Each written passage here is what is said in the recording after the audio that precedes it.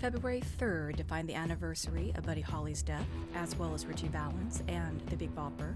The legendary plane crash in Clear Lake, Iowa continues to trouble our conscious souls. Otherwise, our society would not persist in honoring these celebrated artists. For example, Hollywood's somewhat biographical depiction of the Buddy Holly story, an actor's brief rendition of Buddy in La Bamba, Broadway's production of Buddy, The Buddy Holly Story, an Australian musical which opened on February 3rd of 2009, the movie dedicated to one of his songs, Peggy Sue Got Married, and, of course, the ever so infamous song, American Pie. And certainly there's a much larger list of pop culture influences, such as Pulp Fiction, The Simpsons, and Quantum Leap, but I think you get the picture. Dying at the age of 22, and how many of us dare to remember our early 20s, his life had just rose the anchor before sailing off into uncharted waters. He began his rock and roll profession in the late 1950s, when this new and wild music propelled a hurricane. Although he wasn't the founder of rock and roll, and it's a difficult journey to track as to whom truly was the founder because the styles of rhythm and blues, boogie-woogie, folk country, and spirituals fused like a nuclear bomb, Buddy's influence were just as powerful. Even after his death, his influences are preserved in the ashes of his wake. But since he had made such a forceful impact, I have to ask the paradoxical question, what if Buddy Holly had lived? I realize I'm not the only one who has indulged in this kind of musing, obviously. Nevertheless, let's first take a peek at where his fame emerged from.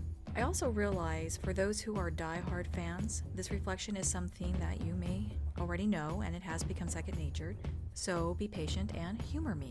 It may be common knowledge that he was born in Lubbock, Texas on September 7th, 1936. The same year the Summer Olympics were held in Nazi Germany, Roosevelt ran a second term for president, Mutiny on the Bounty won Best Picture, and the Spanish Civil War, as well as the war in China against Japan, were set into motion. Also, it was the same year that Robert Redford, Jim Henson, Mary Tyler Moore, Roy Orbison, Bobby Darin, and Louis Gossett Jr. were born. Furthermore, it might be common knowledge that his real name was Charles Hayden Hawley, Buddy being his nickname, and that his last name was a misprint on a recording label, dropping the E after the Y, but he decided to keep the misspelling to save future confusion. He was raised in a musical family, and he had been playing in a duet since junior high.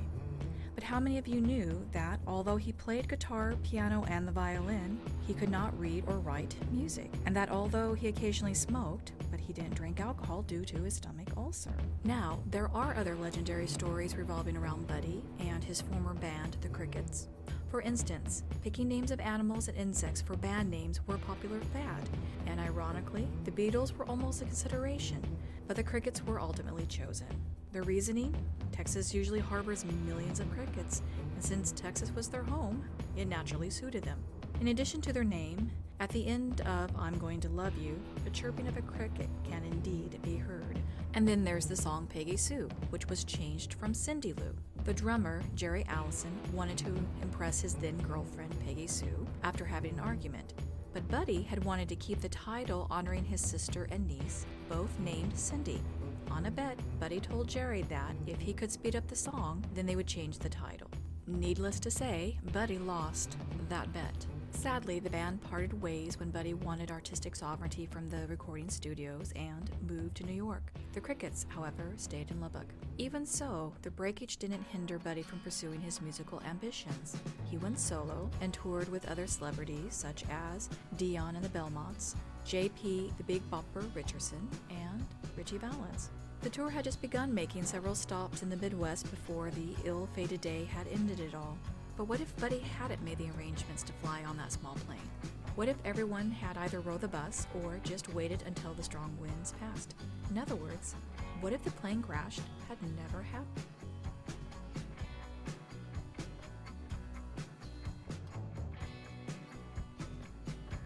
Because Buddy had dealt with the complications and contradictions of the recording studios, His funds were frozen due to lawsuit claims that continue even today. Therefore, he had plans to build his own recording studio called Prism outside of Lubbock, and then to create a publishing music company called Taupe Publishing. In fact, he and Ritchie Valens were constructing plans to work together to help record and publish Ritchie's music without the big company's restrictions. This naturally would have liberated various possibilities for those who were dismissed by the bigger companies, not just for the rock and roll industry, but for the world of music in general, in particular minorities, and perhaps specifically the Latino community. Since Buddy was a Texan, he grew up in a mixed culture, even if his town was predominantly white and was named after a former Confederate soldier. In spite of the growing Latino culture in America, only a handful have actually permeated through the mainstream. By the time Buddy emerged into the music scene, there was Desi Arnaz, aka Ricky Ricardo, Sam the Sham and the Pharaohs, and of course Ritchie Valens. At the time, that was it.